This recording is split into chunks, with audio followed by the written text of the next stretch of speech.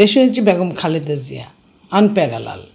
তাকে ভালোবাসবে যত লোক হবে তার চেয়ে বেশি লোক আপনার ঘরে থাকবে টেলিভিশনে দেখার জন্য, নেটে দেখার জন্য যে উনি কিভাবে আসছেন। কয়েক মাস আগে ম্যাডাম বিদেশে গেছেন চিকিৎসার জন্য এবং বহু বছর পর ওনার সন্তানের সাথে দেখা হয়েছে। এবারে ঈদ ওনার খুব ভালো কেটেছে এবং সব মিলিয়ে ওনার যে দিনগুলোতে উনি ছিলেন দেশের বাইরে সেই দিনগুলো ওনার ভালো গিয়েছে। এখন উনি দেশে আসছেন, আপনাদের প্রিয় নেত্রী দেশে আসছেন, আপনারা কতটুকু উৎফুল্লিত, আনন্দিত কতটুকু একটু জানতে চাই আপনার থেকে। আমরা ভীষণভাবে আনন্দিত। এটা আসলে কিছু কিছু জিনিস আছে, আনন্দটা মানে শেয়ার করা যায় না, ওইভাবে বোঝানো যায় না। আমরা এতটাই আনন্দিত যে আমাদের নেত্রী যে অবস্থায় ছিলেন, আপনারা জানেন যে স্বৈরাচারের সময় উনি জেলখানায় ছিলেন, জেলখানা থেকে তারপরে উনি হাউস অ্যারেস্টের গৃহবন্দী অবস্থায় ছিলেন অনেক বছর। তো তখন যে অবস্থা, তার চিকিৎসা হতো না, হয় নাই। এখনও যে তার বিদেশে তার ওই যেভাবে আগে গেলে চিকিৎসাটা হতে পারতো সেটা হয় নাই। তারপরেও উনি অনেকটাই, সবচেয়ে বড় কথা উনি মুক্ত। দ্বিতীয় কথা হচ্ছে যে উনি চিকিৎসার সর্বোচ্চ চেষ্টা করেছেন। যেটুকু তার ওই স্বৈরা শাসকের ফ্যাসিস্টের রোষানলে যেটুকু তার ক্ষয় হয়েছে তো হয়েছে, তারপরেও উনি চেষ্টা করেছেন। আল্লাহর রহমত আছে, উনি আমাদের মাঝে ফিরে আসছেন। আমরা ভীষণভাবে আনন্দিত। আমরা ওনাকে নিয়ে এখনও স্বপ্ন দেখি। এখনও আমরা মনে করি যে উনি আমাদের পাশে থাকলে আমরা অনেক কিছু করতে পারবো, বাংলাদেশ সামনের দিকে এগোতে পারবে, বাংলাদেশের অনেক কিছু হবে। বাংলাদেশের গণতন্ত্রটা অন্তত পক্ষে তার হাত দিয়ে যে গণতন্ত্রটা ছিল সেটা রক্ষা পাবে।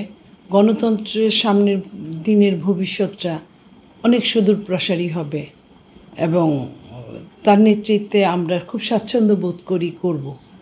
আমরা দেখেছি যাওয়ার বেলায় উনি যখন লন্ডনে যাচ্ছিলেন তখন গুলশান চেয়ারপারসন অফিস থেকে একেবারে এয়ারপোর্ট পর্যন্ত লোকে লুকানো ছিল, দুই পাশের মানুষ ওনাকে বিদায় জানাচ্ছিলেন। ঠিক আসার ক্ষেত্রে কি এমন পরিবেশ তৈরি হবে কিনা?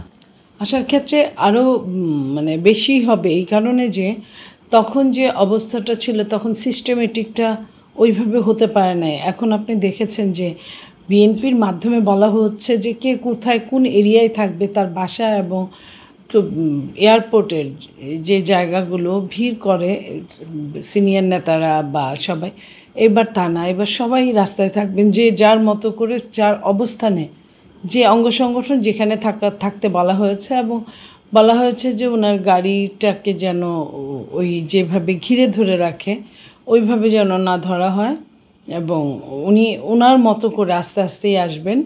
এবং আপনারা জানেন ওনার সাথে ওনার 2 ছেলের বউ আসবেন। এটাও আরেকটা সংযোজন, নতুন আনন্দের সংযোজন আমরা মনে করি। এবং লোক কী পরিমাণ হবে সেটা আমরা ধারণা করছি যে দেশনেত্রী বেগম খালেদা জিয়া আনপ্যারালাল। তাকে ভালোবাসবে যত লোক হবে তার চেয়ে বেশি লোক আপনার ঘরে থাকবে টেলিভিশনে দেখার জন্য, নেটে দেখার জন্য যে উনি কিভাবে আসছেন। এটা এর আগেও হয়েছে, এখনও হবে, আরও বেশি হবে। নতুন একটা বাংলাদেশে তার পদার্পণ, কিছুটা সুস্থ হয়ে, সম্পূর্ণ আমি বলতে পারি না, আমরা যেটুকু দেখেছি শুনেছি, তো তারপরেও কিছুটা সুস্থ এবং মনের দিক থেকে অনেকটা সুস্থ হয়ে উনি আমাদের মাঝে ফিরছেন। ম্যাডামের যাওয়া এবং ম্যাডাম ফিরছেন সব মিলিয়ে বর্তমান যে সরকার রয়েছেন প্রফেসর ডক্টর মোহাম্মদ ইউনূস, ওনার সহযোগিতা কেমন ছিল? উনার সহযোগিতার তো এখানে কিছু নাই। ওনার একটা জিনিস যে উনি আগের সরকার যেতে বাধা দিয়েছে, এই সরকার বাধা দেয় নাই।